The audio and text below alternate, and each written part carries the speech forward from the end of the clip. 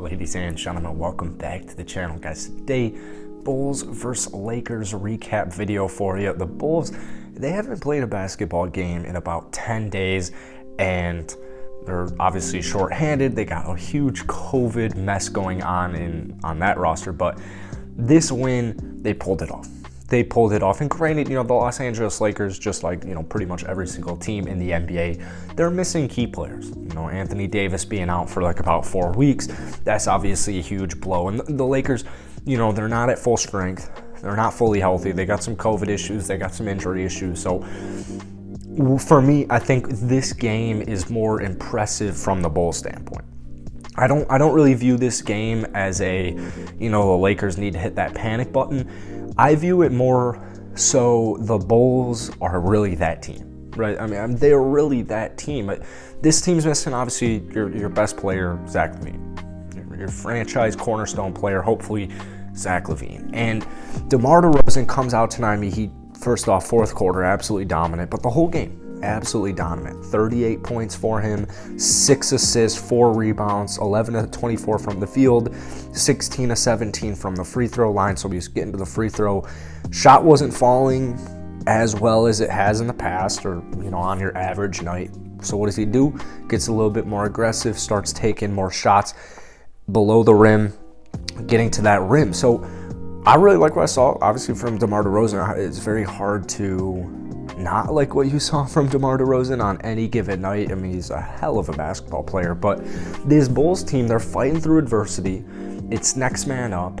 And you know what? I honestly kind of really like some of their low-key players. Like Tyler Cook didn't really get much run tonight, but I want to talk about Alfonso Mckinney, who literally just got signed a little later on in this video. But before we get into it, if you guys enjoy it, hit that like button, hit that subscribe button. We're here in my mom moved recently, a couple of weeks ago, and I've only been here like 1 or 2 times. I'm at home for Christmas break right now, so the audio feels pretty echoey, and like very echoey actually, and also the setup is just super different. So tomorrow I'll have a full day here and I'll get a better setup going. But before we get into this video, if you guys enjoy it, you like daily NBA content, specifically with the Chicago Bulls, live here in the city of Chicago. Well, right now I'm not in the city of Chicago, but if you enjoy it, hit that like button, hit that subscribe button. I really appreciate it. Like I said, the biggest thing I was impressed with tonight is that the Bulls haven't played a game of basketball in about 10 days, and they found a way to win tonight. I mean, there were a lot of times where you realize, like, there were moments tonight where you were like, this team hasn't played basketball in 10 days. But there were just as many moments where you're like, this team hasn't played basketball in 10 days. And it's specifically what I'm talking about is with Lonzo Ball, Alex Caruso, Nikola Vucevic, and DeMar DeRozan. Like, they have a chemistry that they've been playing for years and years. Like, literally, once you put Zach LaVine in that starting lineup especially, they look like they've been playing for at least a season. Like, this team, you give, like, a normal, somewhat knowledgeable basketball fan who, maybe just got done from living off the grid. They haven't watched a game of basketball in about, 3-5 years. They watch a game of the Bulls, and you ask the question, how long has this team been assembled? They're probably going to say at least a year, at least 1 year. Like I said, I wanted to talk about Alfonso Mckinney. The bench is so on and off, man. McKinney's interesting because this is a player I've loved since college. And this is a player that I was actually very surprised that he wasn't on an NBA roster. Like, I didn't know he was a free agent. So when the Bulls picked him up because of COVID, I was shocked. I'm like, this guy's not on the Warriors. This guy's not on the Lakers. Like, a championship team doesn't want this guy, which might sound crazy because he's pretty young, but this kid can hoop. This kid can hoop. And, we were talking about this on my live stream tonight. First off, thank you guys to everyone who tuned into my Lakers Bulls live stream. We're definitely going to be live streaming probably at least once every day for the rest of the month. But McKinney, I'm looking at it, 17 minutes, 1 of 4 from the field, 0 of 3 from downtown, 0 of 2 from the free throw line. Probably the worst possible shooting performance you could have. He had 3 fouls. He had a turnover. Only played 17 minutes. He only had 2 points. But he did have a steal. He did have a couple of rebounds, had a couple of assists. He just looks like a really high energy. I mean, he is a high energy player, but he looks like a player that the Bulls could actually possibly use. Like I'm looking at Alfonso Mckinney tonight. I'm thinking, if COVID's going to continue to be an issue for the rest of the season, which in the Bulls situation I don't think it will be, because the team or herd immunity or whatever the hell that word is called. I'm not too worried about the Bulls rest of the season with COVID, but what I am worried about is our depth. And, personally, I would like for the Bulls to get a big man, a front man or a front court big man to help with that depth, which I still think they will. But getting a guy like Alfonso Mckinney, I mean, he's going to be really cheap. Like, it might be in their interest. But anyways, Coby White, I'm really rooting for Coby White, man. I hope that the Bulls, from a Bulls fan perspective, like from an emotional side, I hope the Bulls never trade Coby White. Like, I hope he's a Bulls for life, which sounds crazy because he's 3 years into the NBA, and it's not like he's really done enough to be that sold on him. But for me, he's shown me enough glimpses, not the most consistent glimpses, but I mean, this man will drop like 30 off the bench.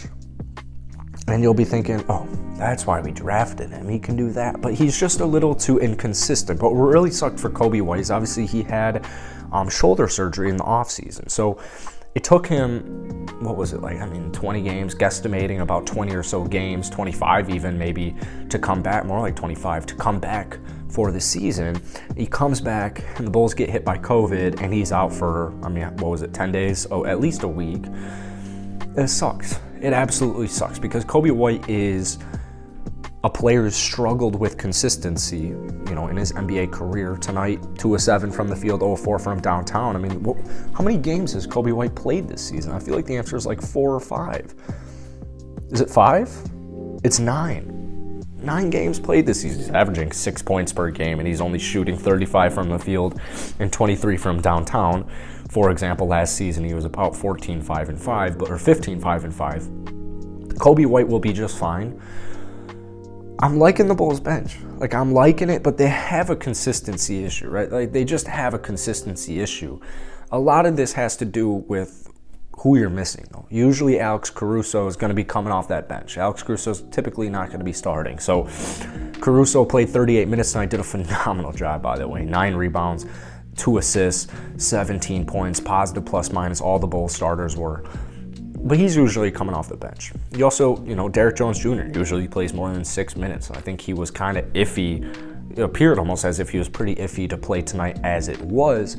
I really like what Tony Bradley brings us defensively. I like the Bulls. I like the Bulls bench. I think that they're probably one piece away from being that's a legitimate bench. But I like what I've been seeing so far in glimpses. It really hasn't been consistent. It hasn't been reliable, but I like it in glimpses.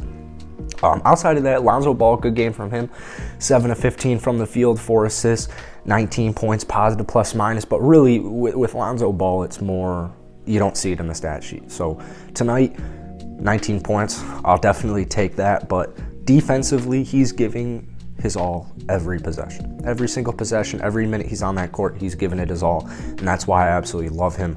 Javonte Green, I also want to give love to Javonte. I mean, statistically, what are we looking at here? 6 rebounds, 9 points. You're not looking at anything crazy.